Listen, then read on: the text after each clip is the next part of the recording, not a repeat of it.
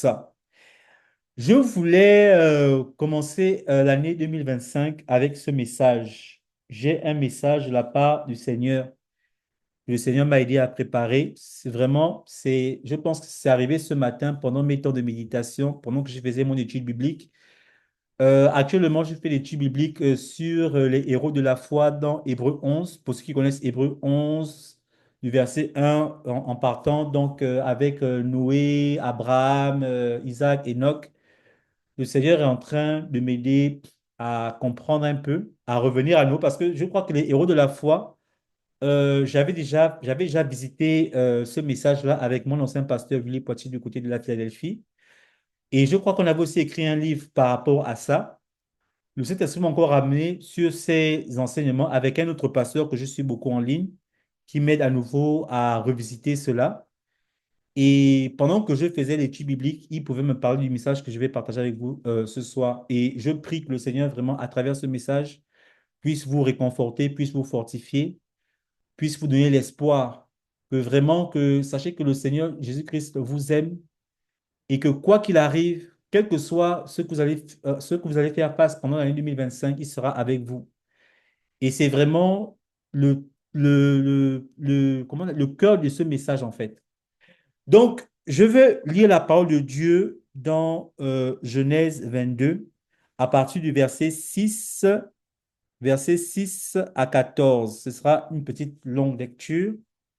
Ce message s'adresse à tous ceux qui sont sur le point de perdre quelque chose de précieux dans leur vie.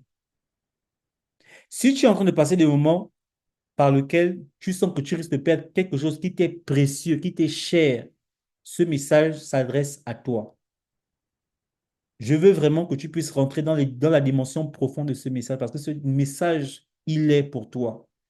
Je dis bien et je répète, si tu es en train de passer des moments dans ta vie où tu sens que tu es en train de perdre quelque chose de précieux, sache que ce message est pour toi. Alléluia. Donc, je vais lire la parole de Dieu dans Genèse 22, à partir du verset 6 à 14. Je vais lire. La Bible me déclare ceci, c'est la version du second.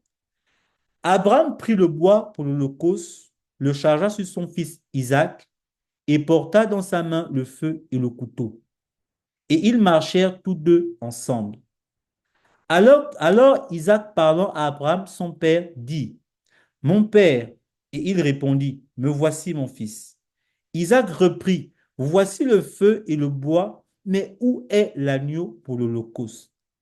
Abraham répondit, mon fils, Dieu se pourvoira lui-même de l'agneau pour l'holocauste. Et ils marchèrent tous deux ensemble. Verset 9. Lorsqu'ils furent arrivés au lieu que Dieu lui avait dit, Abraham y éleva un autel et rangea le bois. Il lia son fils Isaac et le mit sur l'autel par-dessus le bois. Puis Abraham étendit la main et prit le couteau pour égorger son fils. Alors l'ange de l'Éternel l'appela des cieux et dit, Abraham, Abraham, et il répondit, me voici. L'ange dit, n'avance pas ta main sur l'enfant et ne lui fais rien, car je sais maintenant que tu crains Dieu et que tu ne m'as pas refusé ton fils, ton unique. Abraham leva les yeux et vit derrière lui un bélier retenu dans un buisson par les cornes. Et Abraham alla prendre le bélier et l'offrit en holocauste à la place de son fils. Verset 14, et c'est là que je vais finir. Abraham donna à ce lieu le nom de Jéhovah Jireh. C'est pourquoi l'on dit aujourd'hui, à la montagne de l'Éternel, il sera pourvu. Parole de l'Éternel. Amen. Je veux annoncer à quelqu'un ce soir que pour cette année 2025, le Seigneur pourvoira. Quel que soit ce que tu as demandé à Dieu, quel que soit le rêve, la chose que tu cherches à atteindre, à faire cette année 2025, le Seigneur va pourvoir. Vous savez, cette écriture, en réalité, il y a tellement de révélations. Par exemple, l'une des révélations qu'il y a par rapport aux études bibliques que je fais, par exemple, il y a ce qu'on appelle la typologie.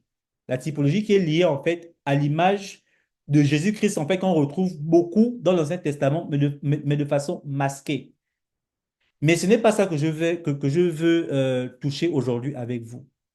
Je veux juste toucher un point sensible qui nous concerne nous tous. Parce que aujourd'hui, j'ai la chance d'être avec des pères et des mères de famille.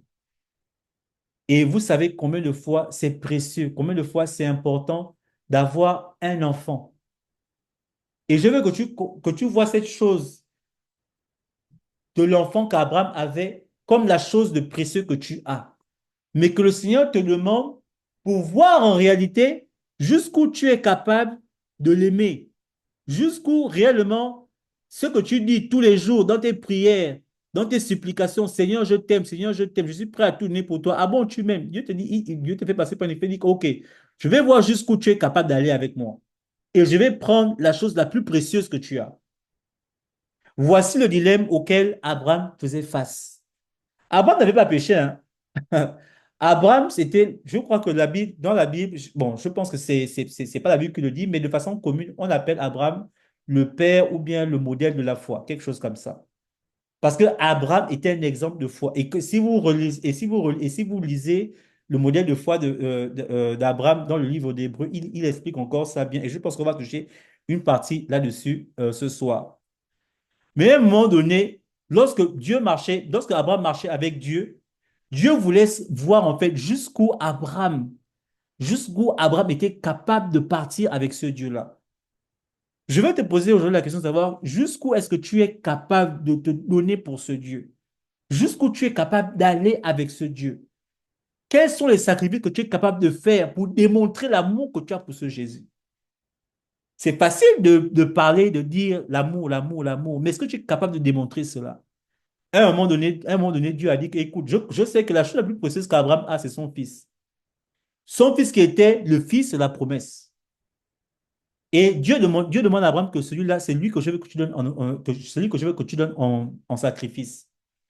Je ne peux pas imaginer la douleur que Abraham avait lorsqu'il marchait, en sachant que là où je marche, là où je vais, c'est pour sacrifier mon fils, l'unique, le seul enfant que j'ai, le seul enfant de la promesse, sorti de la femme qu'il aimait, qui était en l'occurrence Sarah, qu'il avait attendu pendant des années. La seule chose précieuse qu'il avait en réalité dans sa vie, c'était son fils. Ce n'était pas le matériel de ce monde, c'était son enfant. Et Dieu lui dit, je veux que tu sacrifies ça. Je veux que tu me donnes ça. Il y a quelqu'un aujourd'hui qui est en train de perdre quelque chose de précieux. Il y a quelqu'un aujourd'hui qui est en train de perdre quelque chose qui lui est cher.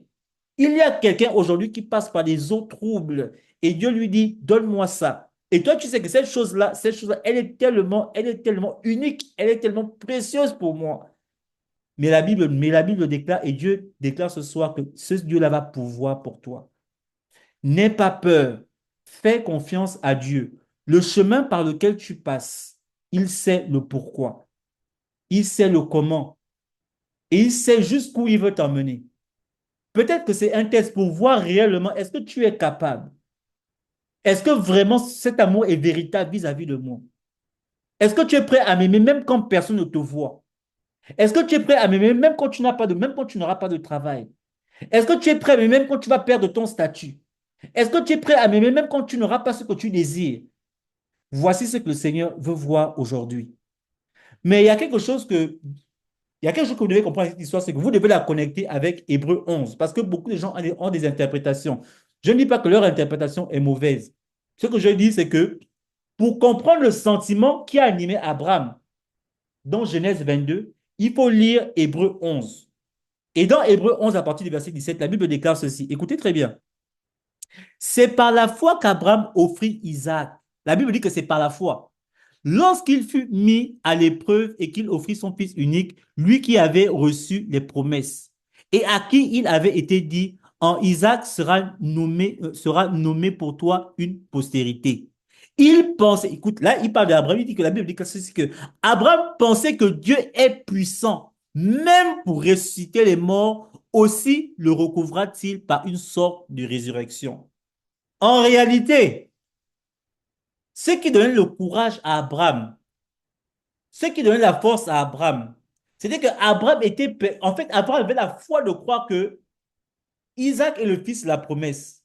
C'est à travers lui que Dieu m'a dit qu'il va me donner une grande prospérité. Dieu ne peut pas mentir à sa promesse. Tu ne peux pas se renier par rapport à ce qu'il m'a dit. Donc, Abraham, en fait, il se disait que si Dieu me dit, va sacrifier ton enfant, je vais le faire. Mais j'ai la foi de croire que quand je vais le sacrifier, il va le ressusciter parce que Isaac était le fils de la promesse. C'était par lui que Dieu voulait passer pour bénir toute la nation, toute la postérité d'Abraham.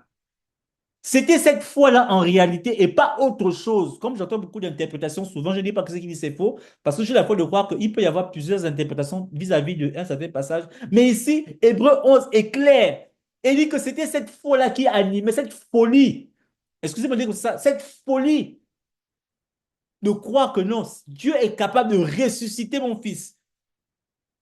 Quoi qu'il arrive, je vais le sacrifier parce que c'est la volonté de Dieu. C'est ce qui m'a demandé de faire. Mais j'ai la foi de croire que même quand je vais le sacrifier, d'une certaine façon, il va le ressusciter, il va le ramener à la vie. Et c'est ce qui donne la force à ce père de famille.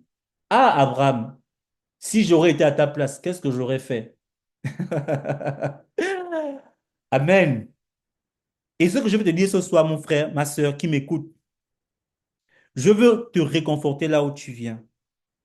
Souvent, tu vis beaucoup de dilemmes. Tu dois toujours choisir, tu dois beaucoup faire de calculs par rapport à ton budget. Non, tu sais, moi, je dois dépenser parce que j'ai un budget serré. Je ne peux pas faire parce que là, non, non, non. Là, en fait, tu as beaucoup de calculs, il y a beaucoup de, tu penses à beaucoup de choses, tu veux résoudre tout en même temps, tu vis de façon comprimée, tu n'es pas en paix, tu n'as pas totalement la joie, tu ne peux pas réellement t'émanciper. Mais le Seigneur te dit que cette année 2025, je vais pouvoir. Le Seigneur va pouvoir dans ta vie. Je ne sais pas pourquoi. En fait, ce message, je n'y pensais même pas, je ne voulais même pas le faire. Mais ce matin, il m'a tellement parlé, il m'a tellement convaincu de faire ce. Et j'aime quand le Seigneur me convainc de faire quelque chose. Ça veut dire qu'il y a quelqu'un à qui il veut parler en réalité. Et je veux que tu saches que là où tu es, que Dieu connaît ce par quoi tu passes. Il connaît les problèmes que tu as vis-à-vis de tes études. Il connaît les problèmes que tu as même vis-à-vis de ton statut. Il connaît tes rêves enfouis. Il sait ce que tu veux réaliser. Mais malheureusement, tu n'as pas la capacité. Quand tu vois comme ça de tes yeux physiques, tu ne sais pas comment cela va se faire. Dieu dit ceci, il va pouvoir. Cette année 2025, il pourvoira. Amen. Et une chose que je voulais dire par rapport à ça, parce que vous savez, hein, la Bible dit, hein, la nature ne vous enseigne-t-elle pas? Quand Dieu souvent m'inspire des prédications, ces prédications, ça ne s'adresse pas d'abord aux gens, ça s'adresse d'abord à moi. Et Dieu utilise toujours de façon un peu générale, de façon générale, les choses que moi je vis tous les jours. Je suis arrivé ici au Canada, j'ai laissé les États-Unis que je connaissais très bien, où j'avais un super boulot, où j'étais à l'aise financièrement. J'ai tout laissé pour venir dans un pays vraiment pour me lancer dans l'inconnu. J'ai dit à Dieu que Seigneur, mon Dieu, qu'est-ce que je suis venu? Je suis encore venu recommencer encore toute une vie ici. Et j'étais inquiet. J'ai une femme, j'ai un enfant, on n'a pas de source on n'a pas de source de revenus, on n'avait que et le peu d'économies que j'avais, tout ce que, parce que quand je suis arrivé ici, apparemment au Canada, quand tu rentres dans une maison au Canada, il n'y a pas de gazinière, il y a pas de frigo, il y a rien dans la maison. Mais attends. Et moi, le peu d'économies que j'avais, je m'étais dit que bon, on va essayer de tenir ces économies-là. J'ai dû utiliser ça pour commencer à équiper un peu la maison parce que je me suis dit que je ne peux pas vivre sans gazinière, sans machin, mais on va faire comme pour manger et tout. Donc, tout ce que j'avais, j'étais en train d'écouler un peu, et je commençais à être inquiet. Je commençais à être inquiet. Et le Seigneur me disait, c'était ma femme qui me disait que Dieu va pouvoir. Si c'est impossible que attends, Dieu t'enlève dans un pays où tu avais un bon boulot, tu étais bien payé, tu étais à l'aise, il t'enlève là-bas pour t'amener quelque part où tu vas encore recommencer à zéro, à faire des choses. Je ne dis pas que moi, sincèrement, écoutez, moi, quand j'étais aux États-Unis, hein, je n'hésitais pas à le faire tout genre de boulot. Surtout quand ça concerne nourrir ma famille. Je n'ai honte de rien et de personne. Mais Dieu m'a dit qu'écoute, je ne t'ai pas enlevé d'un bon poste là où tu étais aux États-Unis là, pour venir faire ça ici. Si je t'ai emmené ici, c'est pour l'élévation. Mais c'était difficile, c'était dur dans mon cœur de croire que, ah Seigneur, vraiment, la façon dont je vois les choses sont en train de se faire là, je ne sais pas comment je vais m'en sortir. Et en moins de 3 semaines, Quand je dis ça aux gens ici au Canada, mes amis ici au Canada, ils me disent que Ronis, ton témoignage là, on n'a jamais entendu ça. Tu es venu ici, ça ne fait même pas 3 semaines. Et tout d'un coup, pouf, le Seigneur m'élève. Le Seigneur m'élève. Et c'est là où j'ai vraiment vu la main de Dieu. Vraiment, mes amis, frères et sœurs, c'est quand la Bible dit que, quand Abraham dit, il a appelé ce lieu, on va relire, verset 14, Abraham donna à ce lieu le nom de Jéhovah Jireh. C'est pourquoi on dit aujourd'hui, à la montagne de l'Éternel, il sera pourvu. Essayez un peu de vous remettre dans le contexte. Nous sommes encore dans Genèse, c'est-à-dire que l'histoire de Dieu et de l'homme est encore toute fraîche. Mais l'homme n'avait pas encore expérimenté la dimension de Dieu qui pourvoit, qui donne. Peut-être que tu n'as pas encore expérimenté ce niveau avec Dieu. Je ne vais pas le donner. Vous savez, hein, je conseille une petite sœur. Je disais à une petite sœur que, tu sais, quand tu demandes à Dieu, si tu demandes à Dieu quelque chose que tu peux réaliser, en réalité, tu n'as pas demandé. Il va demander des choses que tu ne peux pas réaliser. C'est là où tu vas voir la puissance de Dieu. Si tu veux une chaussure, mais la chaussure, tu peux te battre et puis tu vas lâcher la chaussure. C'est quoi demander la chaussure à Dieu? Demande les immeubles, demande quelque chose que tu sais que tu ne peux pas faire de toi-même. C'est ça que Dieu attend que tu demandes. Et je vous dis que nous sommes dans Genèse. Je récapitule. L'histoire de l'homme et de Dieu et de l'homme venait à peine de commencer. C'est encore tout frais. L'homme n'avait pas encore expérimenté la dimension d'un Dieu qui donne, qui pourvoit. Et Abraham était le premier. Et voici pourquoi il a donné à ce Dieu le nom de Jéhovah Jireh, le Dieu, l'Éternel qui pourvoit. Je veux qu'aujourd'hui, là où tu es, tu puisses expérimenter la dimension de ce Dieu qui pourvoit, qui donne, au-delà et au-dessus de ce que tu ne peux penser ni imaginer. Que tu n'aies pas de limite dans tes rêves, dans ce que tu veux voir pour cette année 2025. Mon bien-aimé, ne rate pas le train qui est en train de passer. Ne rate pas l'atmosphère, l'onction, ce wagon qui est en train de passer. Le Saint-Esprit est en train de t'appeler. Nous sommes à peine au deuxième jour de l'année 2025. Est-ce que tu n'as pas des rêves? Est-ce que tu n'as pas envie de réaliser de grandes choses? Si l'année 2024, tu as échoué, cette année 2025, le Seigneur dit, il pourvoira. C'est cette dimension de Dieu qu'il veut que tu expérimentes avec lui. Amen. Et je veux que ce soit quelque chose que tu gardes avec toi. N'aie pas peur. J'ai la foi de croire. Parce que nous tous, vous voyez même moi qui vous parle. Voici pourquoi je dis, c'est pas parce que nous prêchons que nous sommes exempts des problèmes. Nous sommes exempts de crainte. Nous ne faisons pas face à des difficultés, tout au contraire même. Nous sommes les proies chéries du diable parce qu'il sait que nous là, si nous fait mal, vu que nous sommes des leaders là, si nous fait mal là, tout le monde va tomber. Donc, il aime nous emmerder. Mais cette année 2025, la Bible déclare, Dieu dit ceci, tu vas expérimenter la dimension de Dieu qui pourvoit, Jéhovah Jireh. Amen. Donc,